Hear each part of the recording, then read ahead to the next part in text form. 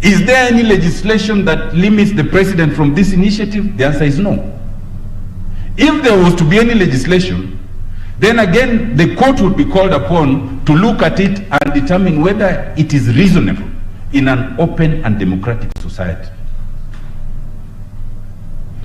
My Lord, my learned friend Mr. Karori explained yesterday that the misconception in the judgment is the supposition that the president is in control of parliament, and that is true. It supposes that to be president you will always be in a party that is majority in parliament. It is a misconception of a presidential system.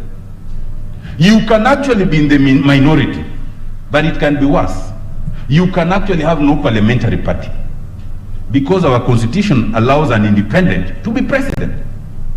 So can it be said in fairness that you as president, your only avenue is parliament, where you may not even have a party?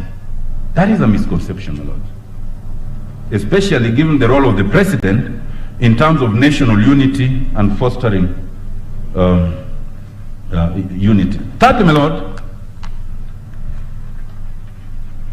in order therefore to create that distinction, and having realized that the president was not the promoter, the court then coins a term, initiator. That will be found, my Lord, in volume 1, page 80, paragraph 104 and 105, and in the findings, Roman 8. My Lord, there is no such word as initiator in Article 257. There is only the promoters and the supporters.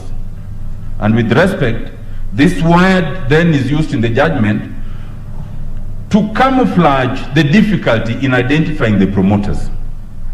My third point, my Lord, the process. The court finds that the role of the president as initiator will be in conflict, because after the document is passed, it then goes to the president. With respect, my Lord, that is an erroneous analysis for two reasons. One is that the role of the president at that stage is not substantive, it is ceremonial. The Constitution is clear that once it leaves Parliament for a popular initiative, whether Parliament endorses or not, as long as it has aspects that require referendum, then it will be forwarded to the IEBC. So there cannot be a conflict where your role is ceremonial in that situation. But also, my Lord, secondly, because for a popular initiative such as this that has clauses requiring a referendum, it is not the president that determines whether it becomes law. It is the people. So the president has no meaningful role in this process because it goes to the people in a referendum. And therefore, to create an appearance of conflict, my Lord, is wrong. My Lord, let me talk about the process of popular initiative. Just a moment, please. Yes. Sorry.